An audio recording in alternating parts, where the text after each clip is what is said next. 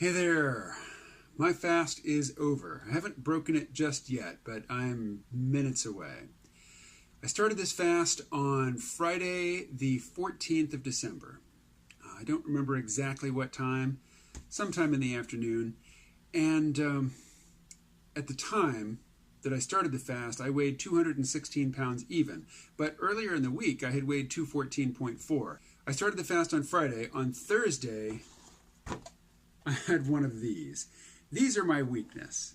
When I was on the ketogenic diet, I allowed myself one frozen pizza a month. Since I've been off the ketogenic diet, I've been having about 3 a week.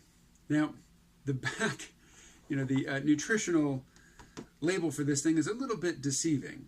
I'll put it up over here. It says that it's got 310 calories and 42 grams of carbs, and you can subtract 2 because 2 of those are dietary fiber.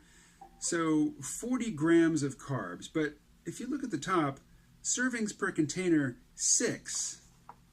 But really there's just one pizza here. And when I cook a pizza, I eat a pizza.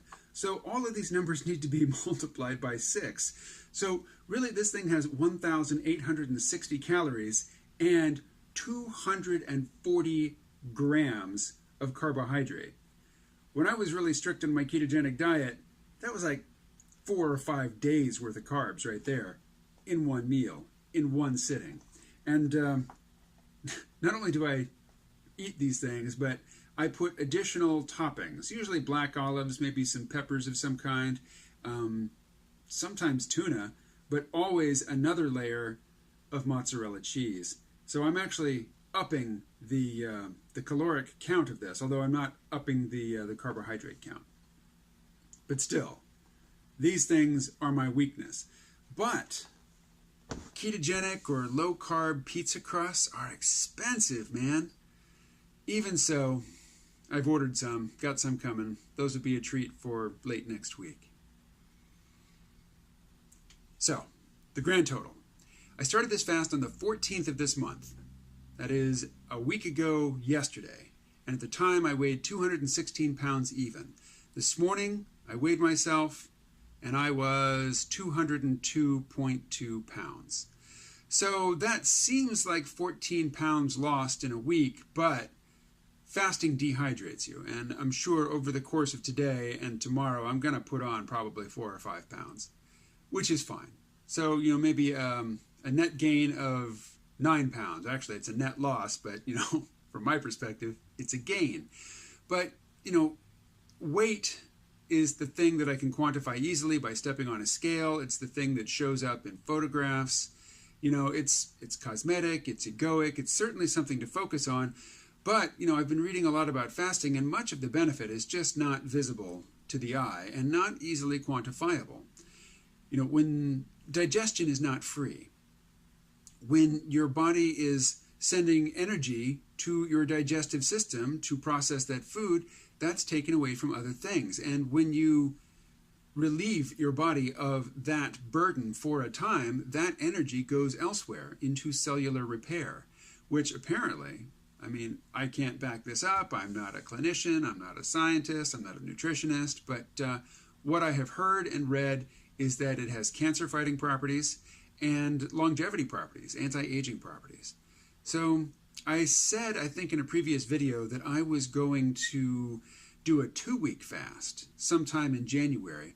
I'm reconsidering that now. I'm thinking, and this is basically based on a video by Answers from Joe, linked below, but I think I'm going to do one 5-day fast once a month.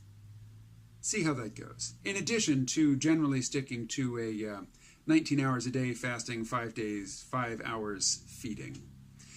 All right, so now I am going to go heat up some bone broth. Some rather expensive bone broth. It's not anything that I'm going to be adding to my my regular diet. But, for this special occasion, for the breaking of a fast, I thought it worth the effort and worth the expense. And while it is expensive, since I didn't have to buy any conspiracy theory with it, it's not nearly as expensive as the bone broth that Alex Jones sells. Anyway, I'll be right back.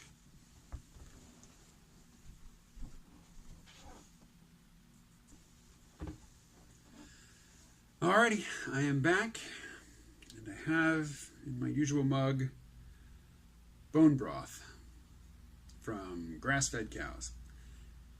With this first sip, this will be the end of what has easily been the longest period in my life that I've ever gone without eating. 180 something hours, I think.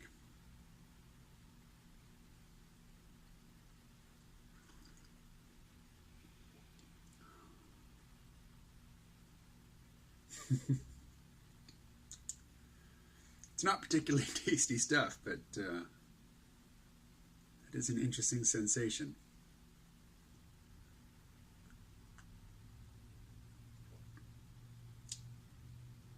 This will put my stomach and digestive system on notice that solid food's coming later today.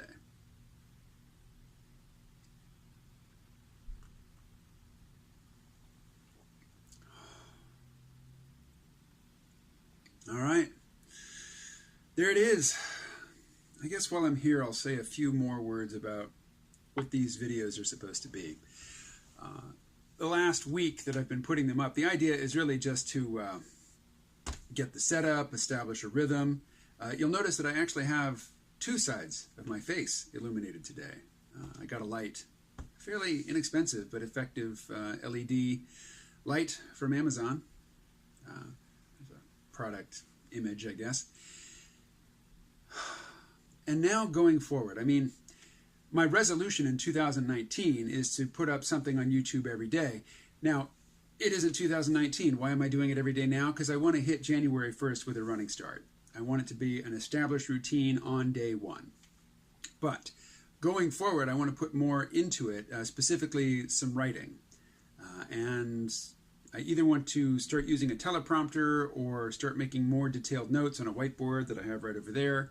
And maybe do like I know other YouTubers do, and record just really short takes and then, you know, jump cut them together so it sounds like one continuous monologue. I know that's the style. A lot of YouTubers that I watch do that, and, you know, I get used to it very quickly. The total lack of pause between the end of one sentence and the beginning of the next. With the writing, I hope to incorporate humor. And now here's a dilemma that I have. My highest ranked videos are the ones on antinatalism, you know, the most viewed. And those are the videos that the YouTube algorithm has latched onto and says anybody interested in antinatalism, you know, this should be on their short list of videos to watch. And I installed this app, no, I guess it's not an app, it's a browser plugin called TubeBuddy, which helps you with selecting keywords or tags, or what's the word I'm looking for? Anyway, subject matter. And I tried various things that I'm interested in, and the TubeBuddy said, no, too many people are already using that. It's very competitive, very hard to get noticed. And according to TubeBuddy, my best bet actually for finding an audience, you know, for getting the attention of the YouTube algorithm so that it helps me find an audience, is antinatalism. But I find that the leading thinkers in antinatalism are, you know, they have substantial thought processes and they have something worthwhile to say. But the people who are attracted to antinatalism, who are largely the people who will be watching my videos, they don't have sophisticated thought processes. Most of them, as far as I can tell, think that an argument is two people shouting at one another.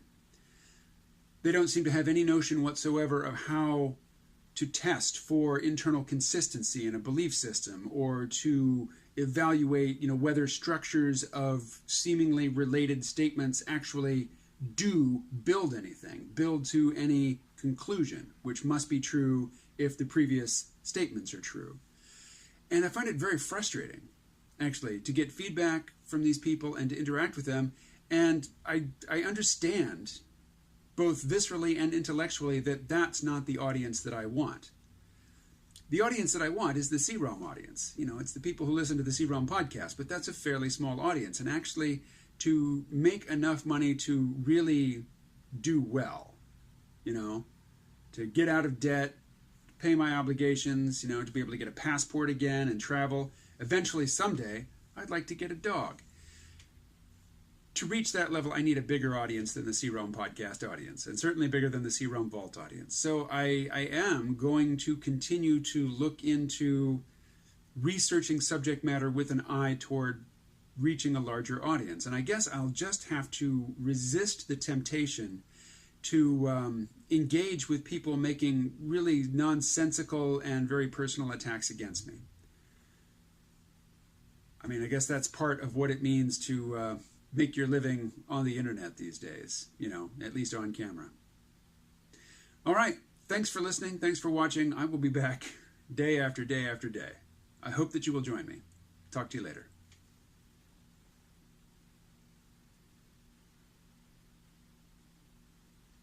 Oh, and one more thing. I want to come up with a closing line that I use every time. A YouTuber I like quite a bit. I've had him on the C-Realm podcast a couple times. His name is JP. His channel is called Egotastic Fun Time. And he always ends his videos by saying, well, that's all I wanted to talk about today. And I talked about it. He does it. His tonality is different. His delivery is different. And then there's Styx Hexenhammer. Styx Hexenhammer 666, a fellow Vermonter who he never uses notes. He doesn't do any jump cuts. He basically just shoots a video, one take as far as I can tell, and uploads it. And he always talks about his subject matter basically until he reaches a pause, and then he says, that's about all. Peace out. So I can't steal theirs, but I want to come up with something. If you have any ideas, put them in the comments. All right, now I'm signing off for real. Thanks a lot. Bye-bye.